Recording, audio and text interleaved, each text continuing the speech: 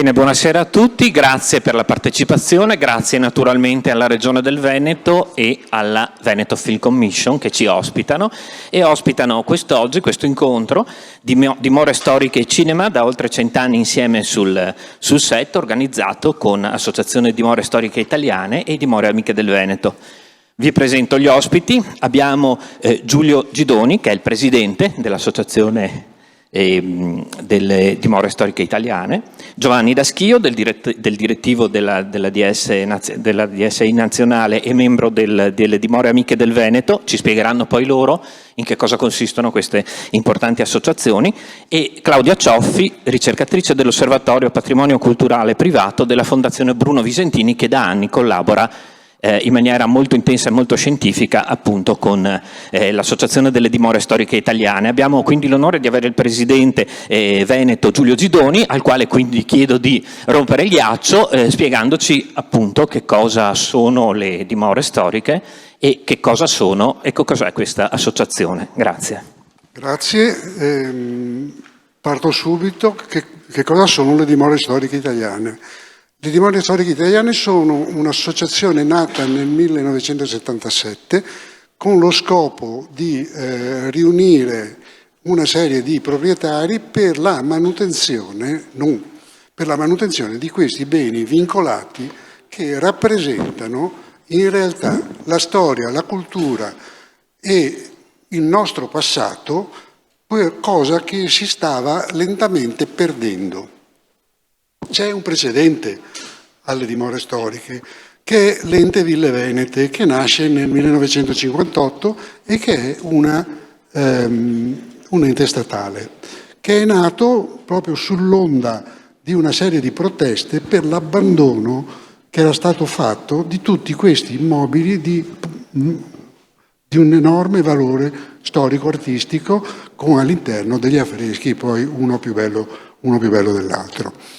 Le dimore hanno anche come statuto e come obiettivo quello di riuscire a,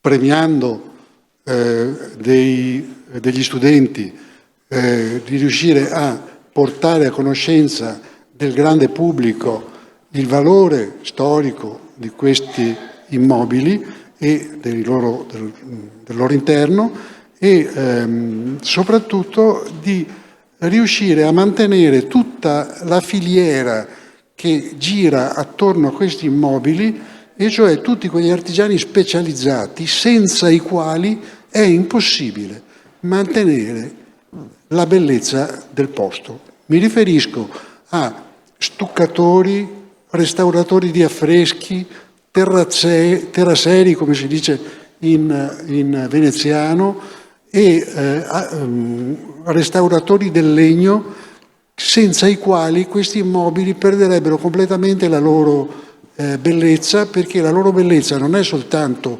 l'esterno, noi non abbiamo solo la parte esterna, ma abbiamo anche tutta la parte interna che dà lo scopo e dimostra la validità e la cultura del passato. Grazie. Artigiani, abbiamo sentito, bisogna anche sottolineare che non parliamo, mi sembra, soltanto di edifici, ma anche di giardini, di borghi, sono tutte delle entità importanti che contribuiscono soprattutto a fare comunità e a costituire il tessuto sociale e il tessuto veramente della vita di un paese, di un circondario, di una città, di una provincia, di una regione.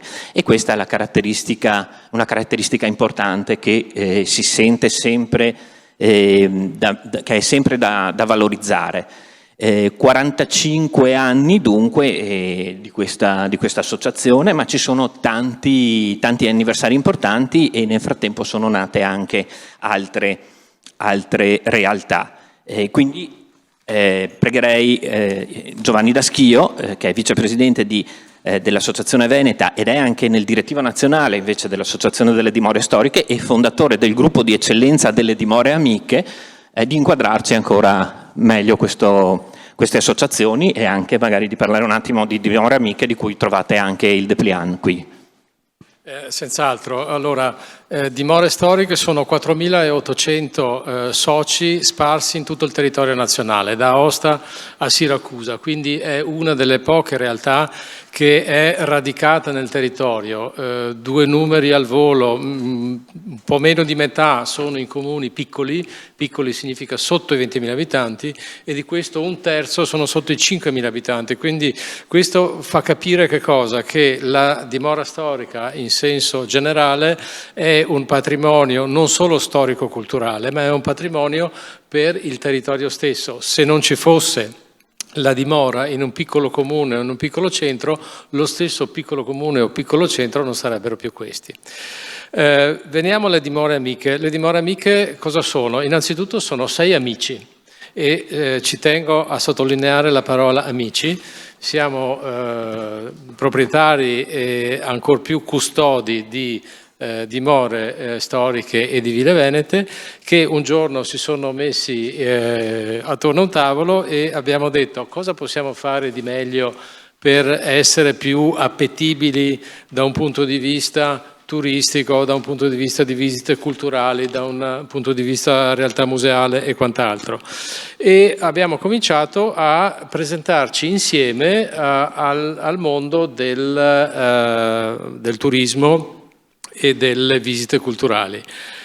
Questo piccolo, siamo tutti in una zona, diciamo così, del Veneto abbastanza ristretta, siamo 5 su 6 visitabili a distanza di bicicletta, diciamo così, per cui è anche comodo. Quelli più lontani sono gli amici Sagramoso, con una villa magnifica che vi invito a vedere, perché è una chicca coccolissima in mezzo a dei vigneti del Veronese, ma comunque tra Verona e Vicenza parliamo per la maggior parte. Allora, immaginatevi questo piccolo circuito replicato n volte in giro per l'Italia. Ho detto prima che siamo 4.800 in tutta l'Italia, per cui verrebbe fuori una realtà che è di un interesse unico e specifico in Italia e che, lasciatemi dire, anche se non è questa è la sede più adatta, che una volta tanto si unisce un po' di più l'Italia rispetto a delle iniziative locali e isolate che impediscono un po' le sinergie che possiamo generare in Italia. Ecco, un circuito virtuoso che funziona e ha funzionato e continuerà a funzionare anche nella storia del cinema. Per questo siamo qui alla Mostra del Cinema. Si parlava prima di anniversari, sono 75 anni dal primo film, diciamo, che è stato girato con delle ambientazioni in edifici storici veneti e anche in alcuni proprio degli edifici che fanno parte delle dimore storiche. E parliamo del Daniele Cortis di Mario Soldati, dall'opera di Fogazzaro, dal romanzo di Fogazzaro, che vide tra l'altro tra i suoi attori un giovanissimo Gassman al suo secondo ruolo importante. Altro momento importante, il 1° settembre, quindi l'altro ieri, è stato il centenario della nascita di Vittorio Gassman. Tutto si tiene dunque, e da lì è partita una grande fortuna per questi luoghi come location di film, ma non soltanto, come vedremo, perché con l'evoluzione del linguaggio cinematografico e anche dei mezzi della rappresentazione, poi le location sono state adatte anche per trasmissioni televisive, per serie TV, ne parleremo magari un attimo più avanti. Tutto questo lo aveva già capito nel 1946, prima ancora delle grandi battaglie di Mazzotti, Cevese, eccetera, per le ville, ma anche in generale per il patrimonio storico-architettonico del Veneto. L'aveva capito Giovanni Comisso, uno scrittore trevigiano, grande cantore delle bellezze del Veneto e maestro tra l'altro di Goffredo Parise, che dice che tutte queste realtà nel Veneto sono state costruite in tempi in cui gli architetti erano soprattutto, testualmente, degli scenografi, pensando al gusto dell'occhio e anche dell'inganno. Una definizione bellissima, perché l'inganno qui non è il senso negativo, ma è proprio, si attaglia perfettamente al cinema, che è la macchina per eccellenza dell'illusione, dell'inganno che si fa realtà. Quindi questo ha dato la stura poi, appunto con questa anticipazione, a una grande fortuna degli edifici, delle dimore storiche del Veneto in particolare, ma comunque anche di tutta Italia per quanto riguarda l'industria cinematografica. E chiederei ancora a Giovanni Daschio appunto qualche ragguaglio su questa storia che ci catapulta qui a La Venezia. dimora storica, che sia un palazzo storico o una villa veneta, e come giustamente diceva lei prima, il giardino che la contorna, sono dei palcoscenici che sono unici. Io credo che uno scenografo abbia poco da aggiungere a uno scenario già esistente di una villa e del suo giardino.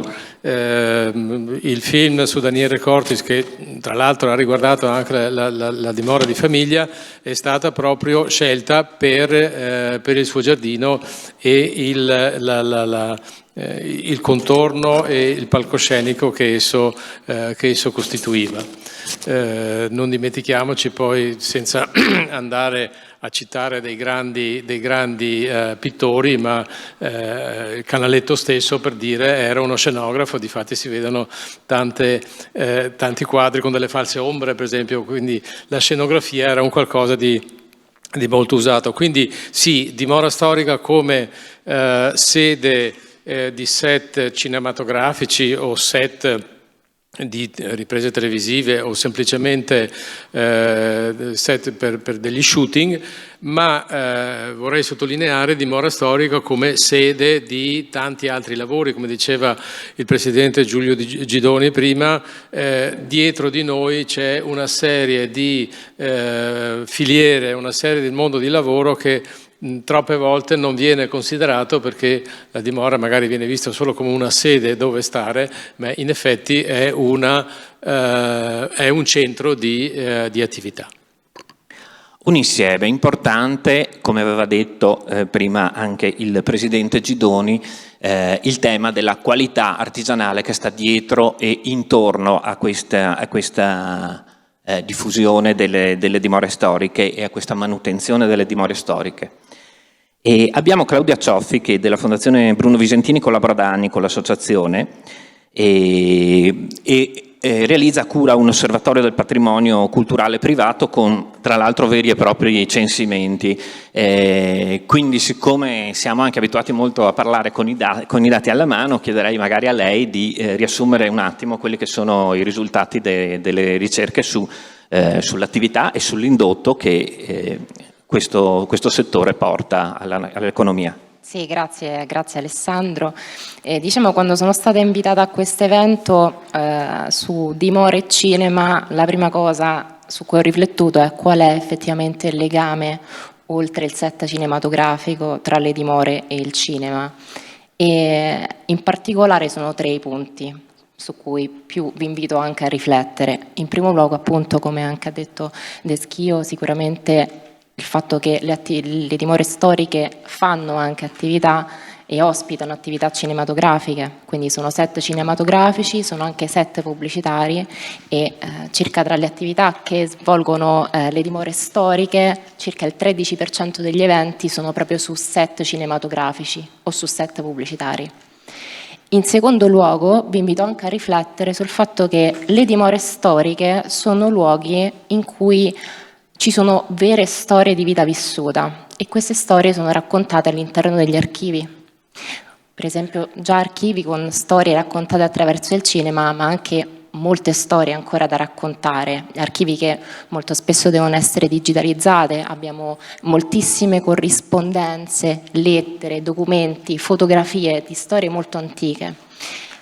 E terzo punto, un po' si lega a questo punto, è il fatto che le dimore storiche sono dei genius loci, cioè sono dei luoghi di ispirazione per gli artisti, per gli scrittori, per fotografi, per tutto il settore anche audiovisivo. Cioè, pensate, siamo nella terra appunto dei Colli Euganei e Petrarca è morto da qua ed è meta di pellegrinaggi infiniti da parte di scrittori e letterati. Io provengo da Roma, accanto al posto dove sto, nella provincia pontina, abbiamo il giardino di Ninfa. Ora, io sono molto affezionata a questo giardino, ma proprio il patrimonio naturale del giardino ha fatto sì che molti poeti come Virginia Woolf, scrittori come Pasternak, come Bassani abbiano dedicato poesie, narrative, saggistiche a questo giardino. Quindi davvero i luoghi di genius loci per scrittori, artisti, cinematografi. E con questo mi collego al fatto che le dimore storiche, e quindi appunto vengo un pochino alla parte più noiosa dei dati, ma circa un terzo di queste dimore storiche è situata, come ricordavo appunto, in piccoli comuni di meno 5.000 abitanti, un terzo, poco più, ma un terzo perché sono piccoli comuni o borghi storici o aree rurali. E in questo senso si unisce tutto ciò che è il mondo della cultura al mondo invece agricolo, quindi anche all'agroalimentare. L'Italia è il primo paese in Europa per prodotti con etichette DOP, IGP, e tutto ciò che riguarda quindi questo patrimonio è veramente un patrimonio diffuso, come appunto dice anche il presidente delle dimore storiche Giacomo Di Tiene. Siamo veramente di fronte a un patrimonio diffuso. In Veneto questa cosa ci deve far pensare, perché i piccoli comuni sono proprio quelli che soffrono di più lo spopolamento, e facemmo uno studio in questo senso nel 2020 proprio sul Veneto, sui piccoli comuni in aree interne, comparando quei piccoli comuni che avevano aree, diciamo che avevano dimore storiche o senza dimore storiche, e da un'analisi vedemmo che i comuni in aree interne con dimore storiche si spopolano più velocemente rispetto ai piccoli comuni senza dimore storiche. Quindi, ricapitolo, i piccoli comuni in aree interne con dimore storiche si spopolano più velocemente di quelli senza dimore storiche. Qui il motivo è tendenzialmente morfologico, cioè le dimore storiche spesso sono situate in piccoli comuni geograficamente più difficili da raggiungere, e in questi stessi comuni abbiamo un indice di vecchiaia molto più alto e anche un indice di dipendenza strutturale. Cos'è banalmente l'indice di dipendenza strutturale? Sono quanti individui sono a carico rispetto alla popolazione in fascia attiva lavoratrice, e in questi piccoli comuni avevamo 60 individui a carico, over 65, per 100 individui che lavorano, quindi un tasso molto alto, un basso ricambio generazionale e quindi potenzialmente dei posti che si andranno sempre più a spopolare. Questo dato ci deve far riflettere, perché come appunto dicevano i relatori precedenti, il patrimonio culturale è veramente ha un potenziale altissimo. Ce lo dicono banalmente Dati Simbola, che è la fondazione che ogni anno tratta dei dati sulla cultura, ma su tutte le imprese creative e culturali, anche sul cinema, e la fondazione Simbola ci dice che il moltiplicatore del valore aggiunto per il patrimonio storico è di 2. Questo significa che per ogni euro che viene immesso nel patrimonio culturale se ne generano 2 in tutto l'indotto, anche perché l'indotto del patrimonio storico e culturale è enorme. Abbiamo attività come ricettività, ristorazione, tutto ciò che riguarda il settore agroalimentare, quindi è veramente vastissimo, oltre a quello culturale naturalmente, come per esempio il settore del restauro. Il settore del restauro solo per quanto riguarda le attività di investimento di manutenzione nelle dimore storiche abbiamo ogni anno 1,3 miliardi generati all'interno della filiera. Per quanto riguarda la questione del potenziale, non si parla solamente di un patrimonio culturale diffuso, ma anche di un museo diffuso, perché appunto l'attività principale delle dimore storiche è anche quella di essere un museo anche privato o pubblico. In questo caso stiamo parlando appunto di veramente posti bellissimi, privati ma aperti anche al pubblico. E in questo senso il patrimonio all'interno del contesto italiano ha veramente un grande impatto sul territorio. Anche se vediamo per esempio uno spopolamento nel Veneto, in realtà è un vero e proprio catalizzatore, potrebbe essere. Siamo a Venezia, quindi una terra in cui stiamo vivendo anche uno spopolamento degli stessi residenti, per esempio. Quindi la forza di questo patrimonio nei piccoli comuni sta proprio nello sviluppo del territorio, e quindi un catalizzatore decongestionante delle grandi città. Quindi davvero un impatto molto forte da questo punto di vista, e da qui arrivo alle professioni che sono state lievemente toccate, ma così come abbiamo appunto una filiera enorme, abbiamo anche in questo senso una filiera delle professioni veramente rilevante. Solo per quanto riguarda però il settore culturale, vediamo che la maggior parte delle dimore storiche chiede, prima cosa, architetto, ingegnere, restauratore e giardiniere. Poi qui abbiamo il giardiniere specializzato, il paesaggista, il vivaista, sono tanti tipi poi di anche professioni che lavorano nella parte appunto dei parchi e dei giardini, ma specialmente per restauratore e per giardiniere i proprietari di dimore storiche dicono che hanno una forte difficoltà a trovare delle professioni che siano appunto adatte alla mansione che richiedono, perché richiedono poi delle mansioni veramente specifiche, specialmente appunto per il giardiniere. E coloro che sono situati magari in piccoli comuni dicono proprio che hanno difficoltà a trovare queste risorse proprio perché non hanno risorse sul luogo. E prevediamo con la Fondazione che questa cosa sarà sempre più complessa per le dimore storiche. Con la Fondazione Bruno Visentini abbiamo un altro osservatorio sulle politiche giovanili e quest'anno appunto noi facciamo sempre delle interviste ai giovani, abbiamo intervistato 5.000 giovani delle scuole secondarie di secondo grado, banalmente le superiori, e questi ragazzi ci dicono che meno del 2% vorrebbe entrare all'interno di una facoltà come patrimonio culturale, quindi beni culturali, restauro, beni architettonici, e meno del 2% vorrebbe entrare in un'accademia di belle arti. Tra le professioni che vogliono svolgere questi ragazzi ci dicono che 3 vogliono fare il restauratore, 2 vogliono fare giardiniere specializzato e 2 anche vogliono svolgere attività come appunto regista, quindi lavorare in tutto il settore audiovisivo. Quindi questo è davvero un dato che ci deve far riflettere. Grazie Claudia. Vedete infatti quante questioni si intrecciano anche sociali, economiche, lavorative intorno a quello che è un vero e proprio tessuto connettivo della nostra identità. Vedremo poi un attimo brevemente proprio storie raccontate, storie da raccontare, Genius Loci come luoghi di ispirazione, no? Abbiamo promesso magari che diciamo qualcosa sulle location più interessanti, più importanti, perché tutte sarebbe impossibile elencarle. Però prima avevamo detto anche un'altra cosa, no? Sono luoghi privati, abbiamo appena visto, ma lo sappiamo, di importantissimo valore pubblico, da salvaguardare con passione. Volevo coinvolgere allora di nuovo il Presidente Gidoni. Sono luoghi dove quello che viene investito raddoppia. Ecco, tutto questo, le amministrazioni locali, le istituzioni eccetera, lo capiscono. Com'è il rapporto tra voi proprietari appunto privati e gli enti pubblici che devono essere sicuramente interessati e coinvolti a fondo in questa vostra attività? Domanda pericolosissima. Devo dire 2 cose.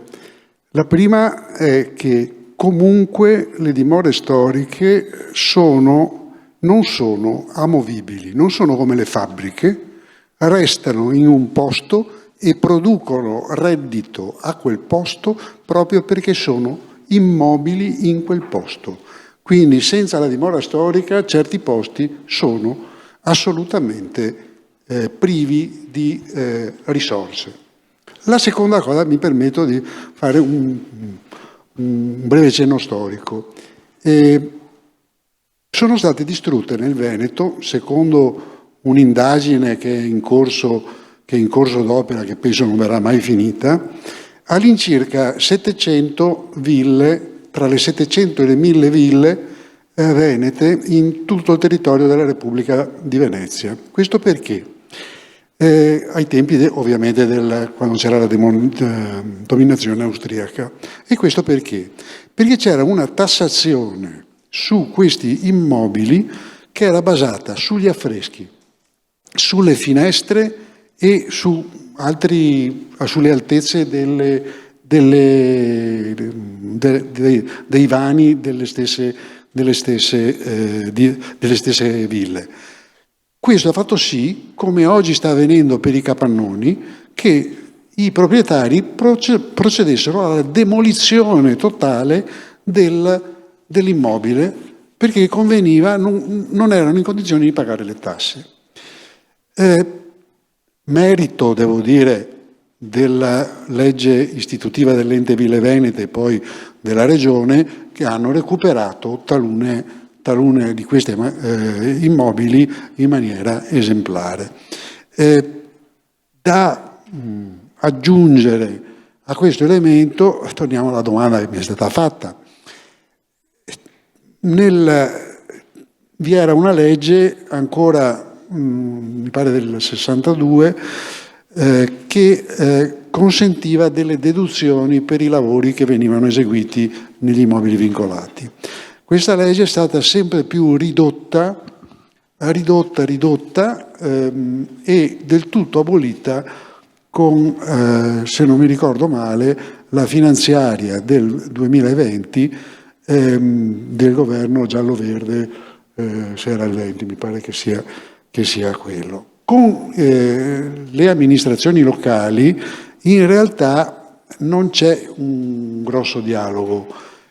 Abbiamo un bel dialogo con le soprintendenze, c'è un buon dialogo con il Ministero, laddove si riescono a fare dei bandi per i restauri, bandi che poi comportano per i privati degli obblighi di apertura e giustamente, perché se ti do i soldi voglio che questo, che vorrei che fosse chiaro il concetto, non è un patrimonio esclusivamente privato, non è che il proprietario di un immobile storico sia proprietario di un immobile di cui può fare quello che vuole. Il proprietario di un immobile storico non può fare assolutamente quello che vuole di quell'immobile. Deve sempre chiedere il permesso alla soprintendenza e per fortuna abbiamo, devo dire, fare tanto di cappello al sistema delle soprintendenze perché queste capiscono i problemi e autorizzano dei restauri e anche dei cambi di destinazione d'uso portati all'efficientamento economico di questi beni. Purtroppo diciamo che i sostentamenti di natura economica sono scarsissimi e poco affascinanti per i proprietari che, ripeto, sono dei proprietari dimezzati. C'è chi la chiama proprietà collettiva, c'è chi la chiama proprietà limitata, ma in realtà non sono proprietari di questi beni. Grazie. Ecco, mi pare di capire che ci sia una comunicazione, una sensibilizzazione un po' da migliorare e tra l'altro Giovanni Daschio ha avuto anche lunga esperienza manageriale, diciamo anche da un punto di vista professionale. Volevo chiedergli, per esempio, visto che ne parlavamo anche recentemente, se il PNRR sta aiutando, sta offrendo delle opportunità e che cosa eventualmente si potrebbe invece fare migliorare. Allora, il PNRR è un qualcosa che non è mai sufficiente, però sappiamo bene che l'ammontare di miliardi che piovono sull'Italia e quindi dobbiamo solo essere grati al sistema, a Draghi che ce l'ha fatto arrivare e basta. È chiaro che bisogna fare di più.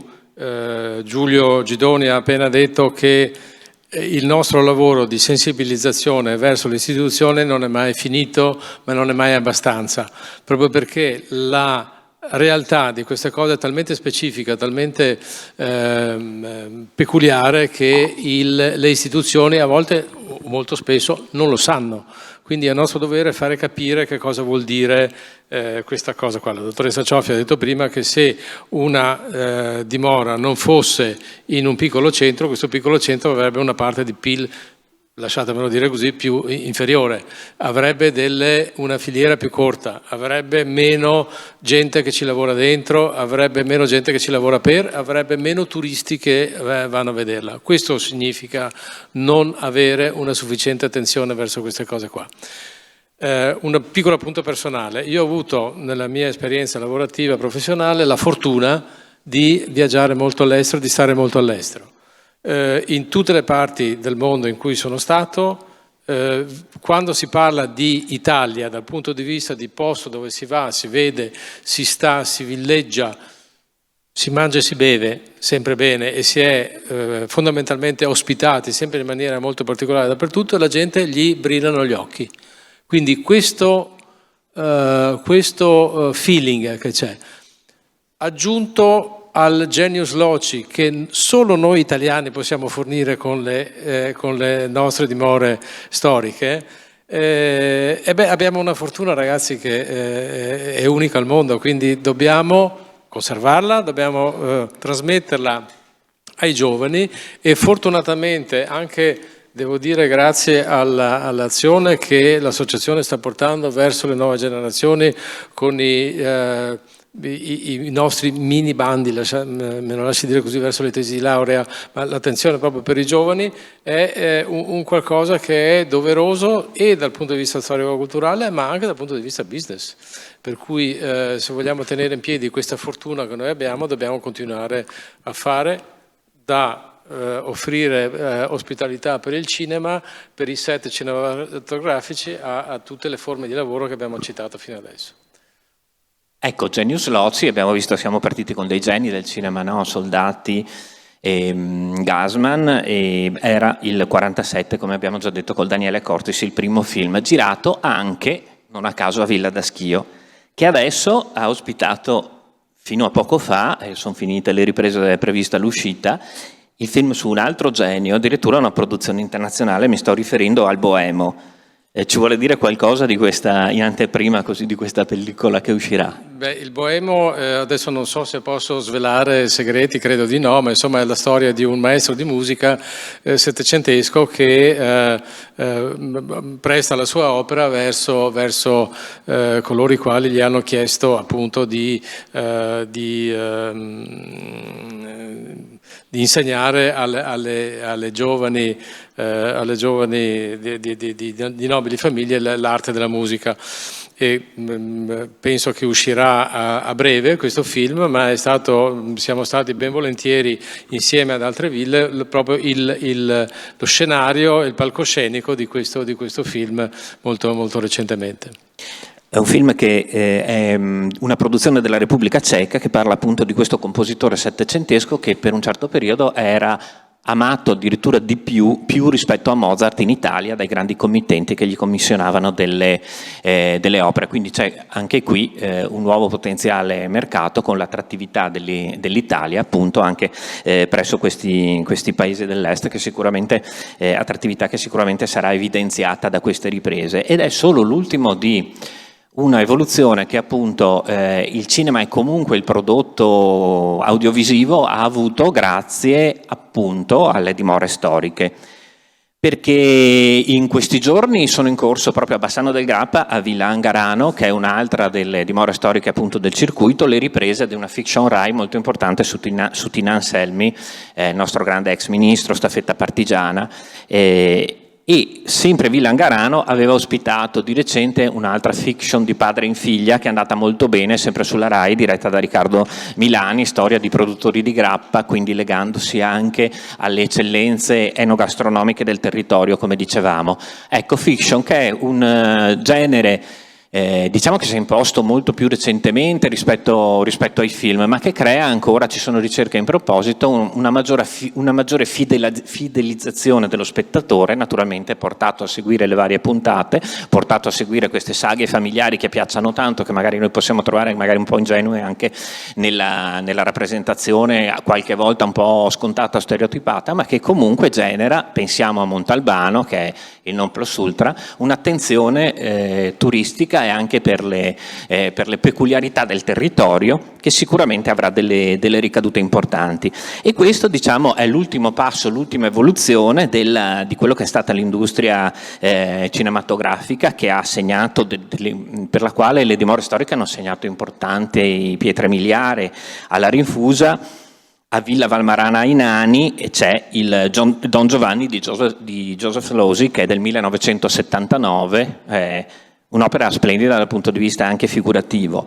Restando più o meno in tema, ricorderete senz'altro il Mercante di Venezia del 2004, girato anche al Castello di Thiene, un altro dei grandi caposaldi, diciamo, dell'associazione delle dimore storiche, tant'è vero che pochi sanno, e c'è il cinquantennale proprio a cavallo tra l'anno scorso e quest'anno, che al Castello di Thiene è stato girato appunto nel 71, poi è uscito nel 72, nel 71 in Italia e poi nel 72 addirittura negli Stati Uniti, un film horror che fece epoca, che si intitola La notte che Evelyn uscì dalla tomba. Anche lì, se lo guardiamo oggi, è molto ingenuo, però pensate che fu recensito in America da un giovane Stephen King, al quale tra parentesi non piacque perché lui aveva delle idee particolari, però in realtà, ecco, anche le immagini sono sono arrivate anche in America, le immagini di questi luoghi, e sono citate appunto in uno dei libri di King, diciamo di saggistica cinematografica. Dico subito che lui è un grandissimo scrittore dal punto di vista così della critica cinematografica, insomma lascia un po' a desiderare, ma non è perché qui dobbiamo parlare per forza bene del Castello di Thiene, proprio perché ha dimostrato, ha preso delle cantonate anche su altri importanti film. E sempre al Castello di Thiene dovrebbe andare in onda in queste settimane una trasmissione televisiva, Chi ha dormito in questo letto, che è una specie anche qui così di show reality. Quindi c'è tutta una serie di pellicole, ma non soltanto, che continuano a propagandare l'immagine di questi luoghi importanti, sottolineando appunto che sono delle scenografie ideali, ma appunto che anche suscitano, come si diceva giustamente prima, l'ispirazione da parte degli artisti. Ecco, allora, in conclusione, forse una domanda che può andare per tutti: che cosa bisogna fare ancora per fare ancora più rete e per diffondere ulteriormente, adesso tra l'altro che usciamo da un periodo in cui complice le pandemie, le possibilità, ecco, di divulgazione e anche di attività sono state limitate. Adesso è il momento di riaprire il ventaglio. Ecco, vedete delle priorità, vi siete dati delle linee guida importanti da seguire, delle priorità? Ecco, non so chi vuole rispondere dei nostri due presidenti. Posso cominciare io? Bisogna, come ho detto prima, sensibilizzare bisogna sensibilizzare le istituzioni, coloro i quali si occupano di turismo e soprattutto i giovani, e non stancarsi mai in questa opera. Sembrano parole banali, ma credetemi non lo sono. Il fatto stesso di coinvolgere le istituzioni, far loro capire che non siamo solo dei belli oggetti, ma sono delle fonti di lavoro, fonti di richieste turistiche, fonti di nuovi lavori, fonti di lavori futuri per i giovani. Quando questo discorso, queste cose verranno recepite in misura maggiore di quella di oggi, allora vuol dire che avremo fatto una piccola parte della nostra missione. Non voglio dire che non abbiamo fatto niente, non voglio dire che le istituzioni non ci abbiano ascoltato, però se siamo arrivati a 10 dobbiamo arrivare a 100. Ecco, questa è la proporzione. Come dicevo prima, noi abbiamo un patrimonio unico al mondo. Non è esportabile, è l'unica fonte di lavoro che uno non può smontare e portarla nei paesi dell'est o in Estremo Oriente. Qua è e qua rimane. Quanto? Dipende da chi ci circonda, dipende da quanto bravi siamo noi e da quanti costa sacrifici, perché le assicuro che i sacrifici per tenere in piedi queste cose sono molti e sono molto importanti, però bisogna farlo. Presidente Gidoni, qualcosa da così aggiungere, integrare? Sì, c'è da aggiungere due notazioni sulla Regione Veneto, forse critiche, ma spero costruttive. La prima è che non esistono solo le ville venete e quindi dovrebbero preoccuparsi anche dei borghi che sono citati nel PNRR e di tutti quei piccoli paesi che hanno palazzi, e dovrebbero trovare un sistema per trasformare l'Istituto regionale Ville Venete in un istituto che si occupi dei beni storico-artistici di tutto il Veneto. Devo sottolineare che l'Istituto regionale Ville Venete comprende anche le ville venete del Friuli, cioè le ville friulane. La seconda critica, diciamo, ma anche qui rivolta in temi costruttivi, è il problema dell'accesso alle informazioni. il sito della Regione Veneto, per quello che riguarda il turismo, invito tutti a guardarlo. Se volete fare un bel giro nella Regione Veneto, non andate sul sito della Regione Veneto, perché non si capisce assolutamente nulla. Bisogna trovare un sistema perché il signore della Mongolia, quando scrive Veneto, riesca ad avere di fronte, dagli affreschi ai castelli, alle colline del Prosecco, se vuole le bollicine, al vino, all'enogastronomia, ai palazzi, deve avere tutto in mano e tutto chiaro. Ecco, non può esserci luogo migliore così per lanciare queste proposte, però siccome il testimone, abbiamo sentito, passa ai giovani, bisogna coinvolgere i giovani, a tradimento farei dire l'ultima parola alla dottoressa Cioffi, preparatissima, però beata lei giovane, e che quindi magari ci può dire così dal suo punto di vista invece di fruitrice che cosa la colpisce in particolare delle dimore storiche e magari se ha qualche suggerimento proprio per sviluppare l'attenzione dei giovani, magari con i nuovi linguaggi, magari su internet. Sì, un po' riprendo anche da quello che diceva il Presidente, un po' il problema del patrimonio culturale inteso come anche percorsi alternativi alle grandi città è proprio l'accesso, la fruibilità, cioè il comprendere, il far comprendere al giovane ma come anche al turista straniero quali sono le opportunità del paese, quali sono le opportunità non solo dell'offerta culturale ma anche della filiera, dove poter andare a mangiare, quali sono appunto i vini principali della regione, cioè cercare di creare un sistema di accessibilità che sia fruibile e facilmente anche comprensibile da parte del giovane e del turista. Il patrimonio già espresso dalle dimore storiche è grande, nel senso che loro hanno circa appunto 10.000, su 10.000 immobili esprimono 45 milioni di visitatori, quindi circa 5.000 visitatori all'anno. Però c'è anche un grande patrimonio inespresso, perché per esempio vediamo che i musei pubblici sono circa 2.500 e cubano 49 milioni di visitatori l'anno, quindi circa 20.000 visitatori l'anno per unità di museo contro i 5.000 visitatori l'anno delle dimore storiche. Quindi c'è un potenziale già espresso e un grande potenziale ancora inespresso da parte delle dimore storiche, ma che sicuramente guidati, vedremo anche come andrà questo PNRR, perché sulla cultura ci sono 8 miliardi, tra l'altro oltre, diciamo, al netto dei 300 milioni che sono per il cinema, e vedremo come andrà, magari con l'osservatorio. No, adesso è troppo presto perché i bandi sono partiti a marzo praticamente, quindi vedremo nei prossimi anche anni di monitorare quali saranno anche le valutazioni di impatto poi di questi piani, il piano Borghi e altri piani. Benissimo, il tempo a disposizione è scaduto, vi aspettiamo sicuramente nelle dimore storiche che hanno un bellissimo sito e che organizzano, va sottolineato, periodicamente la giornata nazionale, poi divisa anche nelle varie entità regionali, e quindi se andate a consultarlo trovate sicuramente tantissime idee, tantissime date con i loro eventi. Grazie allora a Giulio Gidoni, Giovanni Daschio e alla dottoressa Claudia Cioffi e arrivederci con le dimore storiche. Grazie a tutti. Grazie.